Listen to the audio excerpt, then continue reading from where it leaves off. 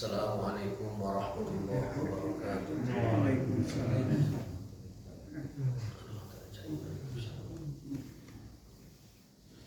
Innal hamdalillah nahmaduhu wa nasta'inuhu wa nastaghfiruh wa na'udzu billahi min shururi anfusina wa min sayyiati a'malina may yahdihillahu fala mudilla lahu wa may yudlil fala hadiya lahu. Asyhadu an la ilaha illallah wa la syarika lahu wa asyhadu anna Muhammadan abduhu wa rasuluhu wa la nabiyya ba'dahu. Allahumma shalli wa sallim ala nabiyyina Muhammadin wa alihi wa ashabihi wa ala Allahumma subhanaka la ilma lana illa ma 'allamtana innaka antal ilman. Allahumma rabbana atina fid dunya hasanah wa fil akhirati hasanah wa qina adzabannar. Bapak sekalian, Bapak yang dimuliakan Allah Subhanahu wa taala. Alhamdulillah di pagi ini kita berjumpa kembali dalam inayah dan taufik Allah Subhanahu wa taala. Mudah-mudahan ini menjadi asbab keberkahan hidup kita dan mudah-mudahan menjadi hujah kita di hadapan Allah Subhanahu wa taala bahwa kita mempelajari agamanya dan melaksanakan tugas thalabul ilmi. Tak lupa juga kita doakan kepada saudara-saudara kita yang sepertinya luput dari perhatian tapi padahal masih gawat urusannya. Per hari kemarin 64 warga Palestina dan terutama anak-anak itu dirudal oleh Israel. Lagi nunggu bantuan, lagi ngantri bantuan dirudal, 64 orang meninggal. Tapi itu media Indonesia nggak ada yang beritakan karena mungkin sudah bosan saking lamanya. Tapi kalau media-media seperti Al Jazeera yang asing masih memberitakan gitu. Waliyahzubillah. Maka kita tak lupa dan tidak luput, kita juga mesti menunaikan kewajiban kita sesuai dengan perintah Rasulullah SAW bahwasanya orang beriman itu dalam rasa dan hati adalah satu tubuh. Masalul mu'minina fi tawaddihim wa tarahumihim kal jasadil wahid. Orang beriman itu seperti satu badan. Idza ishtaka minhu udhun tada'alahu sairul jasadi kulli. Kalau satu badan ada yang sakit maka seluruh badan lain terasa. Orang beriman harus begitu, sebagaimana sabda Rasul dalam hadis sahihnya. Maka kewajiban kita adalah terus mendoakan Allahumma anjil mustada'afina minal mu'minina fi Filastin, Allahumma alaika bil yahudil zalimin, Allahumma dammir a'da'aka a'da'adina minal alamin. Mudah-mudahan doa itu menjadi hujah kita, menjadi alasan kita di hadapan Allah bahwa kita telah menunaikan hak saudara-saudara kita. Kalau kita tidak mendoakan, nanti ditanya apa yang kau telah kerjakan untuk saudaramu yang ditindas, kita nggak ada jawaban. Tapi kalau kita berdoa, maka doa itu adalah menjadi hujah, menjadi alasan kita di hadapan Allah bahwa kita menunaikan hak dan kewajiban saudara kita. Hari ini kita akan melanjutkan kitab Sahih Bukhari, dan bab yang kita kaji hari ini adalah masih tentang sholat tahajud ya, dan hal-hal yang seputar ibadah sholat tahajud. Nomor 560. Masya Allah, terus Pak, terus 500 hadis itu Pak. Masya Allah itu ya. Terus 500 langkung, bagian-bagian 600 ya. Jadi ajangan apa insya Allah. An Jundab bin Abdullah radhiyallahu anhu, dari Jundab bin Abdullah semoga Allah meridhoi beliau, menceritakan bahwasanya istakan Nabi sallallahu alaihi wasallam, Nabi sallallahu alaihi wasallam pernah merasa tidak enak badan. Merasa tidak enak badan. Bahasa orang rumah reeng lah. Reeng, tidak enak badan, tidak fit. Falam yakum lailatan aw lailataini, maka beliau tidak melakukan tahajud semalam atau 2 malam. Jadi kalau lagi sakit mah beliau tidak tahajud. Jadi fokus kepada istirahat. Karena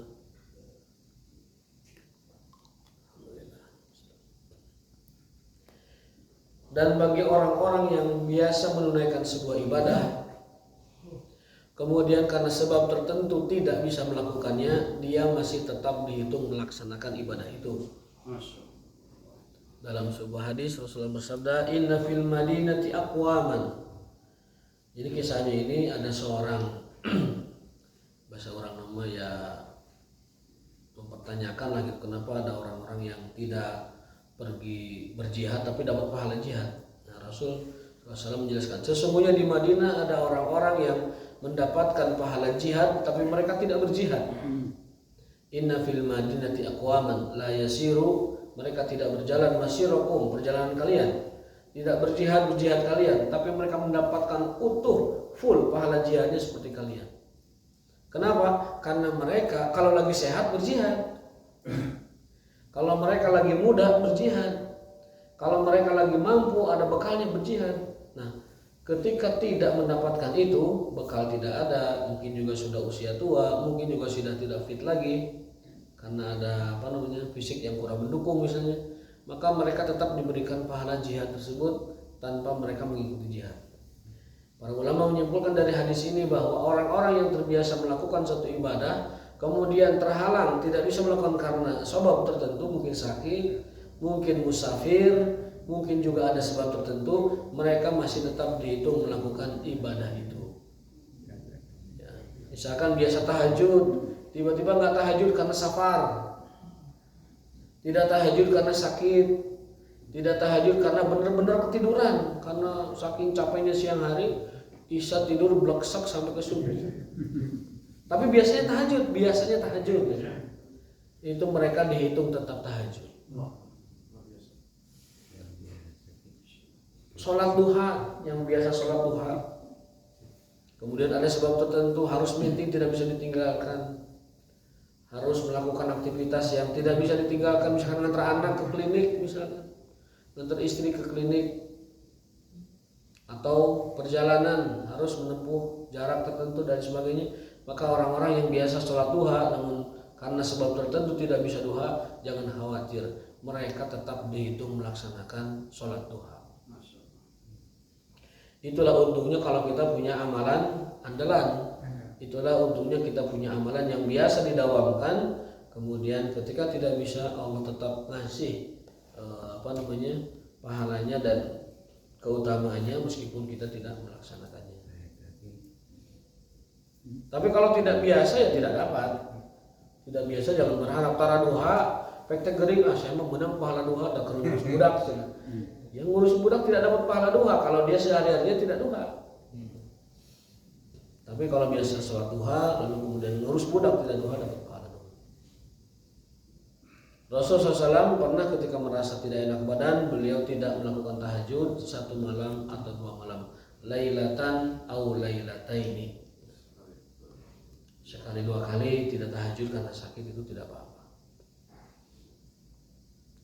Hadis nomor 561 an Ali ibn Abi Thalib radhiyallahu anhu anna Rasulullah sallallahu alaihi wasallam taraqahu wa Fatimah bintan Nabi alaihi salam lailatan. Suatu hari Nabi SAW mengetuk pintu Fatimah dan Ali. Ketuk pintunya. Jadi mengetuk pintu putri dan menantunya. Diketok pantona. Faqala ala tusalliyan. Hai Fatimah, hai Ali, kalian enggak sholat malam nih? Enggak tahajud. Dibangunin, Pak. Menantu dibangunin biar sholat tahajud. Jangan dibiarkan kebluk tibra begitu. Oh, kebluk bahasa Kuningan kebluk. Tibra ya, kebluk. Dugsak gitu tah, tidak ingat apa-apa gitu. Fakultu ya Rasulullah, kata Ali menantunya, ya Rasulullah, anfusuna biyadillah, jiwa kita adalah genggaman Allah. Maksudnya tuh hari ini mah enggak tahajud, lagi capek. Lagi pulang ngantuk banget ini. Udah saya pasrahkan urusan kepada Allah aja gitu. Kumaha Allah wae. Fa idza syaa'a an yab'asana ba'asana. Mun Allah kersanya nganggugahkeun abdi punten henteu. Jadi masrahkeun kepada Allah. Padahal ibadah itu butuh mujahadah kan? Tidak bisa namun kersane Allah misalkan subuh-subuh mendeu itu bisa gitu. Tahajud mun dikersakeun tahajud mun teu ibadah mah mujahadah. Harus ada kesungguhan, harus ada memaksa diri supaya bisa melaksanakannya. Dan itu syarat istiqomah. Syarat istiqomah itu mujahadah, maksakeun. Kalau tidak maksakan tidak akan istiqomah. Tidak ada istiqomah kalau tidak maksakan. Gimana ada ceritanya istiqomah kalau nggak maksain? Istiqomah itu hasil dari maksa diri, lama-lama terbiasa dan lama-lama jadi cinta. Ala tusallian, duhai Ali dan Fatimah, tidakkah kalian sholat malam? Ali menjawab, ya Rasulullah, anfusuna biyadillah, fa idza syaa an yab'asana ba'asana. Kalau Allah kersa, jika Allah kehendaki kami sholat ya kami sholat. Fansarafa hina qulna dzalik. Rasul dijauh seperti itu langsung pergi. Walam yarji ilayya syai'an, kata Fatimah, tidak balik lagi kepada kita. Tengah urang kedeui sakali hukum.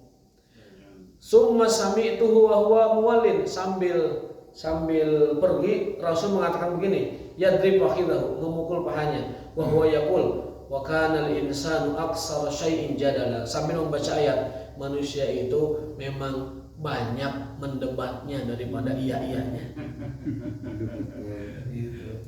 Jadi bahasa orang nama-namanya jadi loba alasan lah gitu. Manusia mah loba alasan gitu. Angger gitu.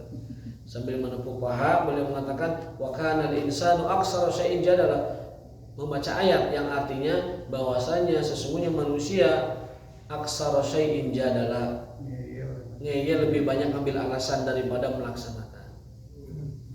Karena ucapan Ali itu tidak sepenuhnya benar. Kan tidur, dibangunin, sudah bangun kan, disuruh tahajud, tapi jawabnya kumaha Allah lah gitu. Kumaha Allah kersa tahajud mun teu gitu. Padahal kalau sudah bangun mah pilihan ada di tangan dia. Kalau dia mau tahajud bangun, kalau enggak ya berarti tidur lagi kan begitu. Makanya Nabi mengutip ayat wa kana linsanu aktsara syai'in jadala, manusia mah loba cariosana. Seueur saurna tapi ngelaksanakeunna gitu, tidak maksimal. Sambil Rasul pergi meninggalkan mereka sambil membaca ayat itu, maka nal insanu aktsara syai'in jadala. Jadi fenomena sahabat tuh ya fenomena manusiawinya ya seperti kita juga gitu. Ada malasnya, ada semangatnya, ada ngeyelnya juga. Ya Rasul kumaha Allah welah gitu. Kemudian hadis yang ke-562. Ini juga sebagai bukti bahwa kan orang Syiah itu selalu menuduh Ahlus Sunnah, menuduh Sunni. Kalau orang Syiah itu menuduh kita semua. Kenapa Ahlus Sunnah jarang meriwayatkan hadis riwayat Fatimah? Gitu kan? Nah ini jawabannya bahwa hadis Fatimah itu diriwayatkan. Hadis Fatimah itu disampaikan, hadis Fatimah dan cerita-ceritanya itu disampaikan. Hanya saja itu menjadi komoditas dan mendapat celah seolah-olah bahwa ahli sunni atau ahli sunnah itu tidak meriwayatkan hadis dari Fatimah itu adalah sebuah fitnah yang tidak bisa dipertanggungjawabkan secara ilmiah. Kenapa? Karena di dalam Sahih Bukhari banyak cerita, banyak riwayat yang dinisbatkan cerita itu kepada Fatimah radhiyallahu taala. Hadis tentang cerita syafaat buat orang yang mencuri yang ditolak oleh Nabi itu kan juga hadis tentang Fatimah. Ini juga hadis tentang Fatimah. Yang kemarin kita ceritakan dalam Sahih Bukhari juga hadis Fatimah. Jika sebelum tidur hadis Fatimah itu Fatimah semua. Tapi karena mereka memang sudah berawal dari kebencian sehingga alasan itu pun dilontarkan kepada Ahlus Sunnah.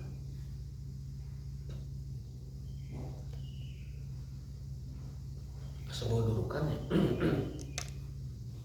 ada dudukan yang agak menyengat.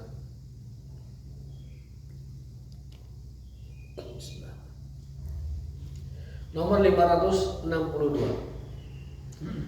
An Aisyah radhiyallahu anha qalat in kana Rasulullah sallallahu alaihi wasallam la yada'ul amala wa huwa yuhibbu an ya'mala bihi khasyata an ya'mala bihi an-nas wa yufrad alaihi. Rasulullah SAW itu kadang meninggalkan sebuah amalan yang sangat beliau sukai hanya karena beliau khawatir amalan tersebut diikuti oleh sahabatnya sehingga dianggap amalan itu seperti wajib.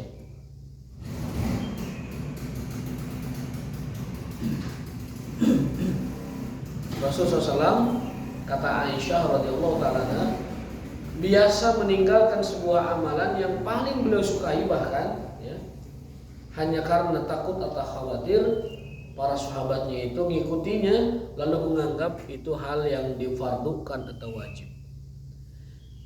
Hingga Rasulullah SAW benar-benar meninggalkan sebuah amalan wa huwa yuhibbu an ya'mala bi, padahal beliau sangat menyukainya mengerjakan amalan itu, khasyata karena khawatir an ya'mala bi dikerjakan oleh an-nasu para sahabat fa yufradu alaihim sehingga disangka itu menjadi wajib atas mereka. Wa masabbaha Rasulullah subhatal duha, Rasulullah SAW meninggalkan salat duha. Wa inni la usabbiha, padahal aku masih tetap melaksanakannya. Kata Aisyah, Rasul itu edisi akhirnya meninggalkan salat duha. Padahal aku terus melaksanakannya dan Rasul tahu aku melaksanakan salat duha. Apa tujuannya? Tujuannya Rasul khawatir para sahabat melihat beliau salat duha sehingga dianggap duha menjadi wajib. Rasul meninggalkan salat duha, Rasul meninggalkan salat witir di masjid ya, Rasul meninggalkan salat tarawih. Itu semata-mata karena khawatir orang-orang mengira itu salat wajib. Karena sahabat di zaman sahabat kan tidak ada zaman sekarang. Sunnah, mubah, fardhu. Di kita itu 6 hukum baru ada sekarang. Zaman sahabat enggak. Rasul lakukan ikuti. Tanpa harus mempreteli ini sunnah, ini wajib, ini muakkad, ini nafilah, ini nafilah muakkadah. Bagi mereka tidak ada. Apa yang Rasul lakukan itu adalah diikuti. Gitu.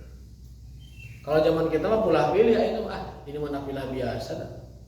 Ini mah nafilah muakkad, ini mah sunnah muakkad, ini mah wajib, ini fardu ala ain, ini fardu ala kifayah dan lain sebagainya. Zaman sahabat itu enggak. Apa yang beliau lakukan itulah syariat. Tanpa memilah-milah ini ABC hukum yang 6 itu. Wajib, haram, mubah, kemudian makruh dan lain sebagainya. Maka karena di zaman itu sahabat sangat antusias mengikuti ittiba kepada Rasulullah SAW, sehingga mereka itu dikhawatirkan kalau Rasul melakukan sebuah amalan menjadi disangka wajib atas mereka.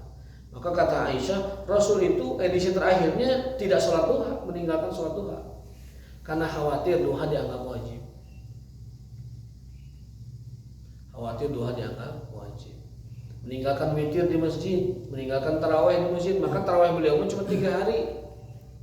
Jadi pami aya jamaah salat di masjid 3 hari, nah ngikuti Rasul sallallahu alaihi wasallam. Abi mah salatna di rumah. Bila disangka wajib, ai maneh saha gitu.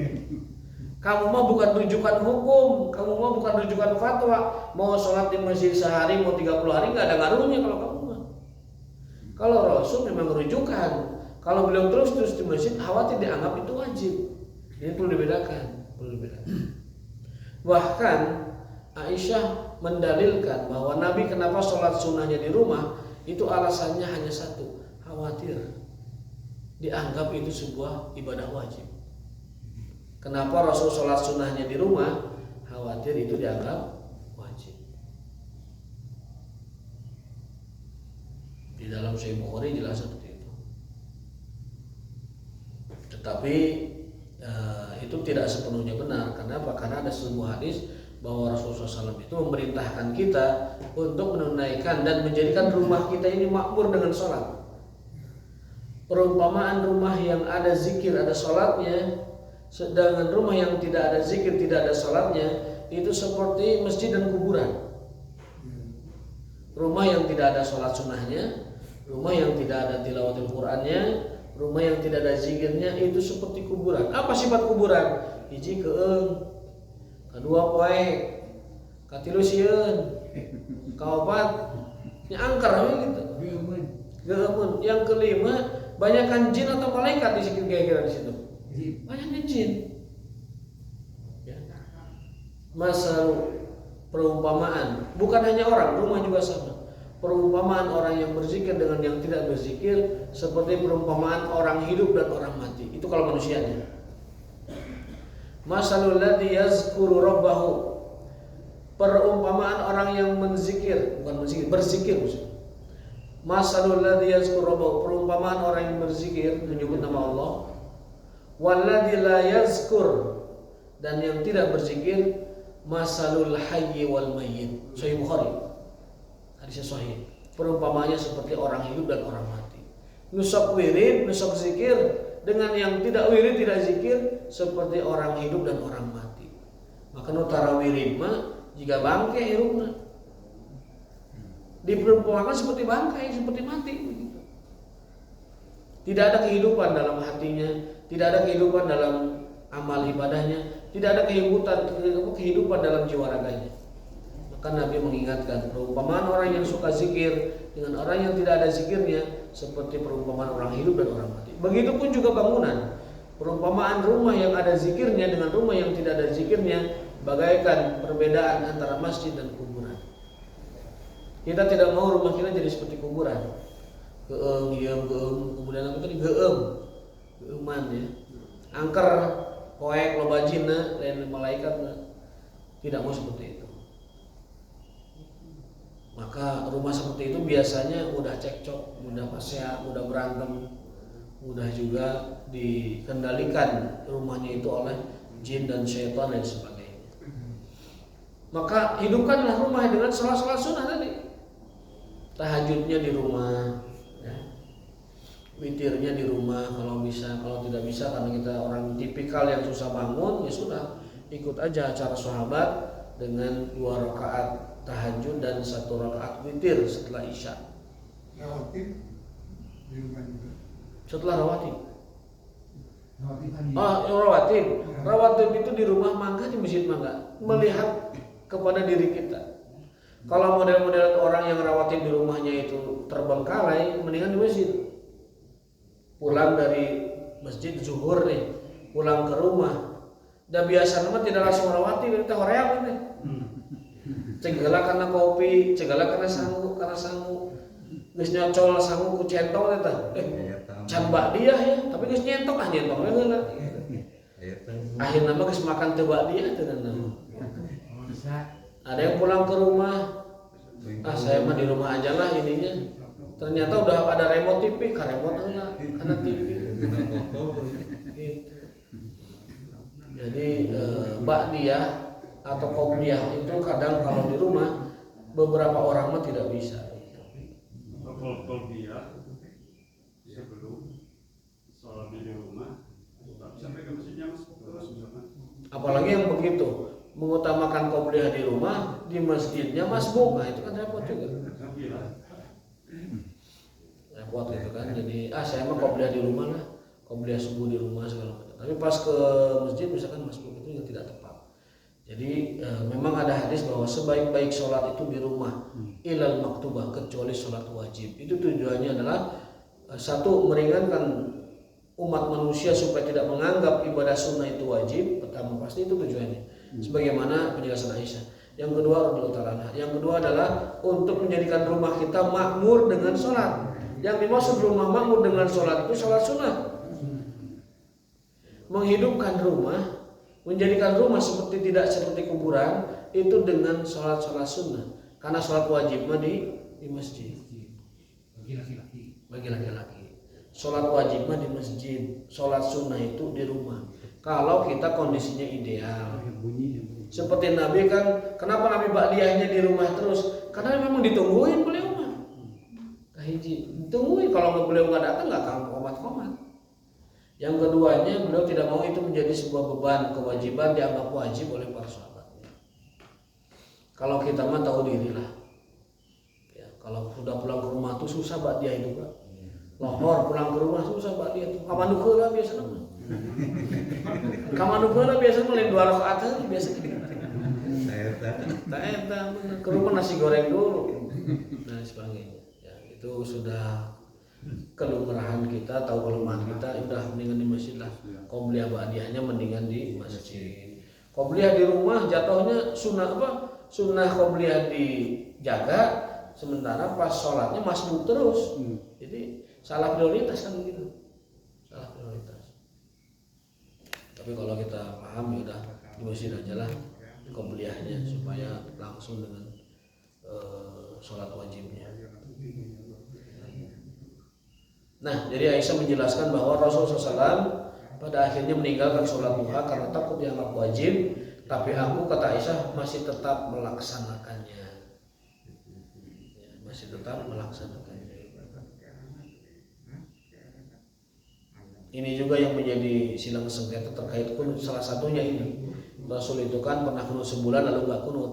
Kata para ulama, itu meninggalkannya bukan dalam arti kata meninggalkan menjadi dilarang. Itu meninggalkannya karena sebab tertentu. Bisa jadi sebabnya kan ini juga khawatir dianggap wajib, khawatir juga itu memberatkan sahabat dan lain sebagainya, sehingga para ulama di sini bersilang pendapat, bersilang sengketa dalam hal pendapat begitu, apakah melanjutkan kebiasaan Nabi yang sebulan itu atau tidak. Di samping dari itu juga Imam Syafi'i menghasankan hadis yang meriwayatkan tentang sunnah kunut tersebut. Ini sudah clear ya. Nomor 563. Anil Mughirah bin Syu'bah radhiyallahu anhu qala in kana Nabi sallallahu alaihi wasallam la yaqumu la yusalli hatta tarima qadamah. Subhanallah. Nabi SAW, kata Mughirah bin Syu'bah, kalau beliau itu sholat malam, sholat tahajud, liyusolli, sholatnya itu hatta tarima, sampai bengkak-bengkak qadamahu, kakinya. Nabi kalau tahajud kakinya bengkak. Ayeuna aya wali tara tahajud, aya wali tara sholat. Rasul sholatnya sampai bengkak, mah coba. Logikanya di mana coba? Ada orang aku wali sudah ma'rifat kepada Allah, terus sholatnya Nabi yang ma'rifatnya di atas siapapun dan segala apapun, masih sholatnya bareng-bareng sempurna. Coba dari mana logikanya? Kan ada tuh sekarang yang mengklaim kewalian, dan memang ini di kita ini mengklaim kewalian itu gampang sekali gitu. Asal sudah punya karomah apa wali gitu. Padahal bisa jadi karomah, bisa jadi sihir, itu kita nggak tahu. Bisa jadi karomah kuwah minallah, bisa jadi itu adalah kuwatun syaitaniyah, kita nggak tahu. Bisa jadi itu adalah dari Allah, bisa jadi itu kerjaan khodam, bisa jadi. Awam itu masih syubhat bab seperti itu. Artinya apa? Tidak dapat membedakan ini karomah atau khodam, ini karomah atau sihir, dia tidak tahu. Makanya tolok ukur dan barometernya tetap haruslah sunnah Rasul SAW. Timbangan. Kata Hadratus Syekh Imam Hashim Asy'ari mengutip pendapat sahabat Mu'adz bin Jabal dalam kitabnya Irsyadus Sari, menjelaskan anna Rasulullah SAW al-mizanul akbar, bahwa Rasul adalah mizan terbesar kita, mizan tertinggi kita, tolak ukur tertinggi kita dalam hal apapun. Mau orang mengaku karomah, mau orang ngaku kewalian, mau orang ngaku istilahnya wusul kepada Allah, sakron kepada Allah sampai syafaat dan sebagainya, ukur dengan sunnah Rasulullah. Rasul gitu enggak? Gampang, Rasul gitu enggak? Karena beliau orang yang paling ma'rifat, orang yang paling hakikat, orang yang paling wusul, orang yang tidak ada duanya berkenaan dengan hubungannya dengan Allah, tapi sholatnya masih bengkak-bengkak coba. Kan kurang ajar orang seperti itu, mengaku kewalian, tidak ibadah karena sudah ma'rifat, sementara nabinya adalah seorang nabi dan rasul dan khalilnya sholatnya bengkak-bengkak. Apa nggak kurang ajar pengakuan seperti itu? Jadi kita beragama ini jelas. Tidak bisa mengklaim, tidak bisa mengaku-ngaku, tidak bisa mendatangkan aturan-aturan syariat baru dan melanggar kaidah-kaidah syariat yang telah ada. Tarima qadamahu. Tarima itu bengkak. Ausaqahu, kalau tadi qadamahu kakinya, dapalna bengkak. Di dalam riwayat lain saqahu bitisna nu bengkak. Nu bareuh teh bitisna. Mun tukang beca bitisna badan kita biasanya kenapa sebabnya? Ngeboseh kan? Tukang boseh biasanya bitisna tareas. Baru lihat biasa kan? Bitisna tukang boseh. Nah itu alami begitu karena biasa gitu kan. Energinya difokuskan ke bitisnya. Nah Rasul itu yang keras itu bitisnya. Karena apa? Karena banyak sholat. Banyak sholat. Makanya tidak heran dalam hadis lain beliau pernah mengatakan, kalau ini dikatakan oleh orang lain jatuhnya sombong, tapi kalau oleh Nabi ini jatuhnya adalah pernyataan. Wallahi, karena melihat ada sahabat yang anggapan dia itu kalau orang bertakwa itu puasa terus nggak pernah buka gitu, tahajud terus nggak pernah tidur, ibadah terus nggak ada nikahnya, anggapannya begitu. Ada sahabat beranggapan gitu, makanya dia tidak nikah, dia tidak makan di siang hari, dia tidak tidur di malam hari, sehingga mengerugikan hak keluarganya. Ketahuan oleh Nabi sampai mengatakan, wallahi innila akhsyakum billah, demi Allah aku adalah orang yang paling takut kepada Allah. Demi Allah aku adalah orang yang paling atqakum billah, yang paling takwa kepada Allah di antara kalian semua.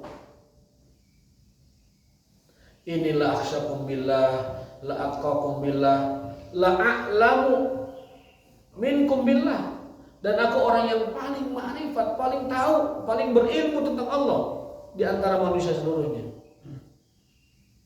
Lakinni asum wa uftir, tapi aku puasa dan aku makan. Wa ana wa usolli, aku sholat tahajud dan aku tidur. Wa atazawwajun nisa, dan aku menikahi para wanita. Maka dalam Islam kependetaan itu nggak ada. Kan di dalam kepercayaan lain, kependetaan itu adalah hal yang mendekatkan diri kepada Tuhan. Oleh Rasul itu dibantah. Aku yang paling dekat dengan Tuhan, tapi aku juga menikahi para wanita. Coba. Itu penegasan Rasul itu bukan sebuah kesombongan, tapi memang Rasul harus menyatakan begitu.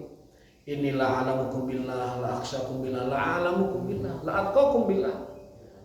Apalagi? Apa yang kurang dariku? Aku adalah orang yang paling segala-galanya dengan Allah, tapi aku juga orang yang paling manusiawi. Jadi paling dekat dengan Allah, paling segala-galanya dengan Allah, tapi paling manusiawi dengan apa namanya? Dengan sifat kemanusiaannya. Maksud saya paling manusiawi bagaimana? Ya istrinya aja lebih dari satu. Kan orang mah hiji ge dikukut. Teu beak-beak. Beliau makan lebih. Hiji ge dikasih. Samina wa ta'na, samina wa ta'na. Syukur bro. Sieuna kacida. Kalau Rasulullah SAW itu lebih dari satu. Artinya apa? Artinya kita ini nggak ada apa-apanya lah dibanding Rasulullah SAW. Sehingga jangan melebih-lebihkan seseorang, bahkan lebih dari manzilah kerasulan. Tapi kan faktanya awam di kita tidak tercerahkan masalah ini. Mereka lebih seperti mengagungkan orang kecintainya melebihi Rasulullah yang jelas-jelas disampaikan oleh Allah dalam syariatnya, dalam ayat dan dalam hadis-hadis Rasulullah SAW.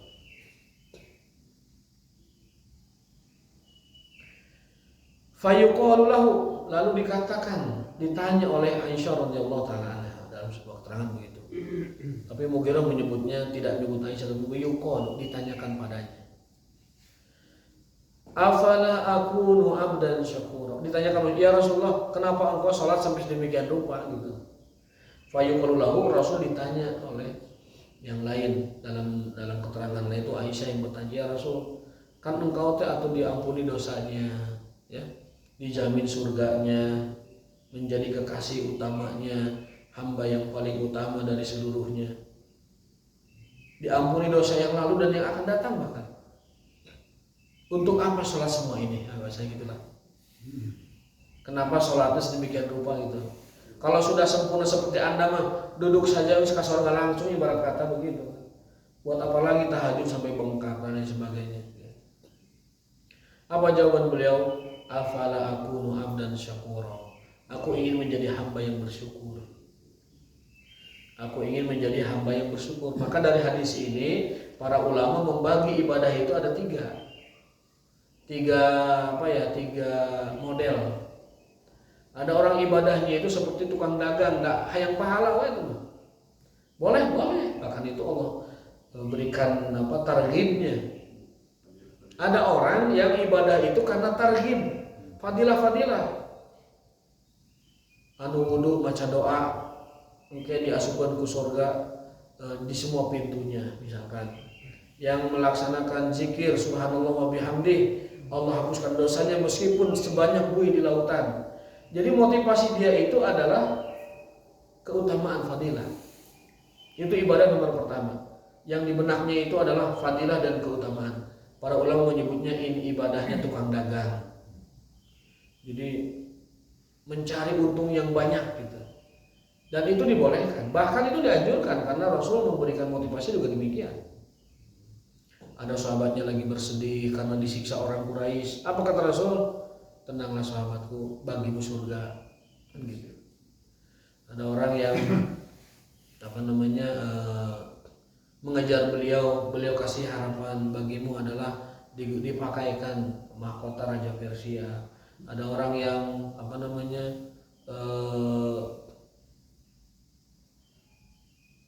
wanita ya mengadukan kelakuan suaminya, kata Rasul, suamimu adalah surga dan nerakamu. Jadi biasa Rasul itu memberikan motivasi ataupun sebaliknya memberikan ancaman, itu sesuai dengan ini sahabatnya, kadar ini sahabatnya. Yang kedua, ada ibadah ini macamnya atau modelnya seperti budak sahaya. Jadi yang di benak dia itu rasa takut gitu. Kalau dia melakukan ini begini, kalau melakukan ini pahalanya ini, kalau A, B, kalau C, D. Jadi ibadahnya itu dipenuhi dengan rasa takut. Lamun tu sholat engke ditempatkan di neraka jahanam. Lamun sholatnya lalai ditempatkan di bukit yang pernah kita bahas, mungkin goya di neraka jahanam. Yang tidak sholat disiksa di neraka sakor. Nutup puasa dikain khususnya, dibalikin badannya dengan diikat kakinya bagian atas. Takut gitu. Ibadahnya itu karena takut itu. Mun saya puasa, kabayang perut didodel begitu, digantung di atas. Lalu muka di bawah, takut. Kalau saya nggak sholat, saya disiksa di neraka sakor. Nah, itu juga bagus. Itu ibadah seperti itu bagus karena apa? Karena dia takut dengan ancaman Allah SWT. Karena ada ayatnya, walladzina hum min adzabi rabbihim musyfiqun. Di antara tanda orang-orang beriman itu mereka selalu takut, musyfiqun bi adzabi rabbihim, dengan azab Allah SWT. Namun ada yang paling hebat. Selain dia mengharapkan pahala, selain dia takut dengan ancaman, ada yang lebih dari itu. Dan ini ibadahnya para anbiya, para sholihin, para orang-orang soleh terdahulu. Apa itu? Motivasinya cinta dan syukur. Selain dia berharap pahala dan surga, selain dia takut neraka dan ancaman-ancamannya, dia juga yang paling memotivasi mendorong dia ibadah itu karena cinta dan syukurnya kepada Allah. Ini jawaban Nabi ketika ditanya, wahai Rasulullah, Anda ini kan punya segala-galanya, privilege dari Allah itu Allah kasih semua.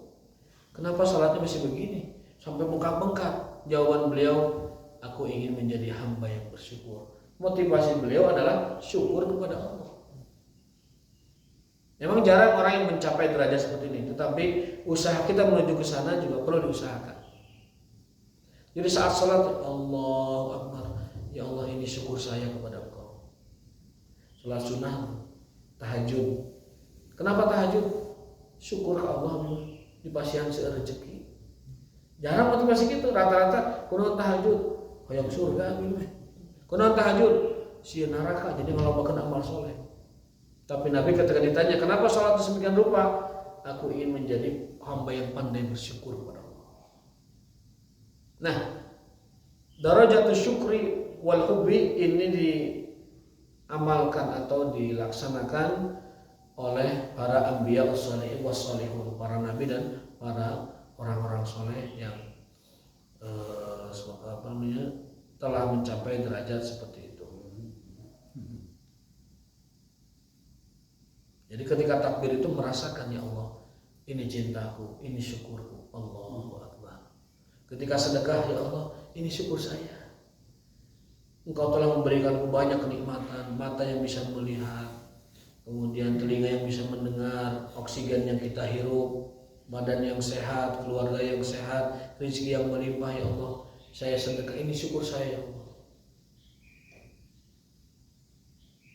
Zakat juga sama, ini syukur saya ya Allah. Kan kalau nggak motivasi itu mah, motivasinya buang kotoran, kan zakat itu kan buang kotoran. Dalam hadisnya begitu, ausakhun nas, zakat itu kotoran.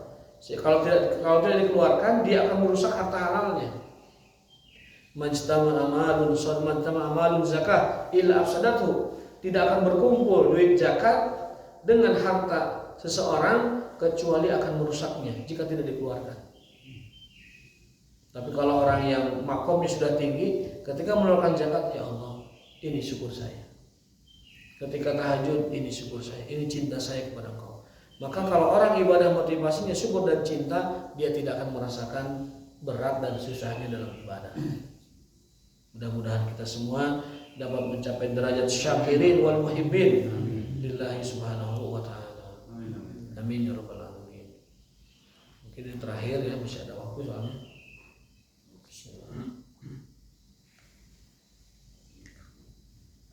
Ini satu ayat nih.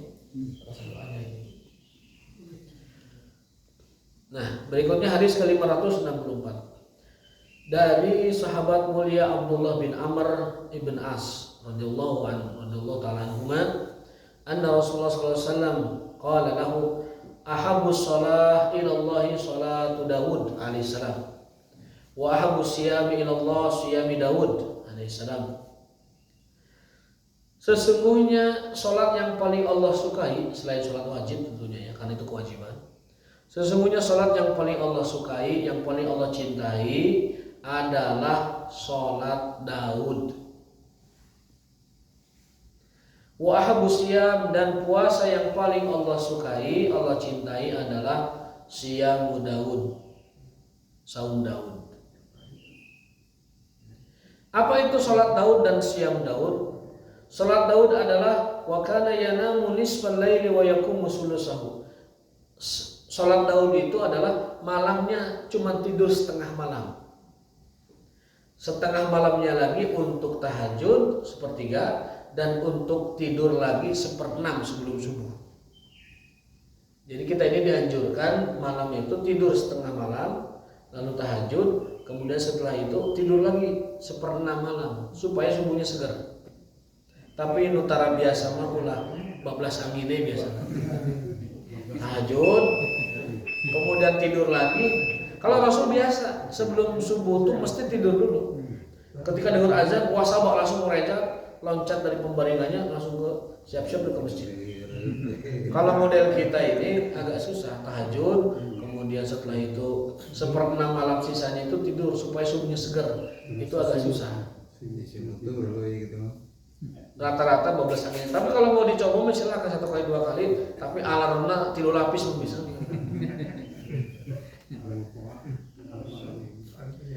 Jadi sebaik-baik salat adalah salat Daud, sebaik-baik puasa adalah puasa Daud. Salat Daud adalah yanam nisfal lail, tidur setengah malam, separuh malam, lalu bangun tahajud sepertiganya, dan 1/6 malamnya digunakan untuk tidur lagi menjelang subuh. Wa yasumu yauman wa yuftiru yauman. Adapun saum Daud yang disebut saum paling disukai Allah adalah sehari puasa dan sehari berbuka. Mudah-mudahan Allah Subhanahu wa taala berikan kita kekuatan untuk menjaga ibadah-ibadah terutama yang wajib, dan mudah-mudahan Allah memberikan taufik kepada kita untuk melaksanakan ibadah-ibadah nafilah dan sunnah lainnya. Amin ya rabbal alamin. Walaupunikum wallahu taala bisawab wa ta'ala min muradihi wa ma taufiqu illa billah. Rabbana atina fid dunya hasanah wa fil akhirati hasanah wa qina adzabannar. Subhanakallahumma wa bihamdika asyhadu an la ilaha illa anta astaghfiruka wa atubu ilaik. Assalamualaikum warahmatullahi wabarakatuh.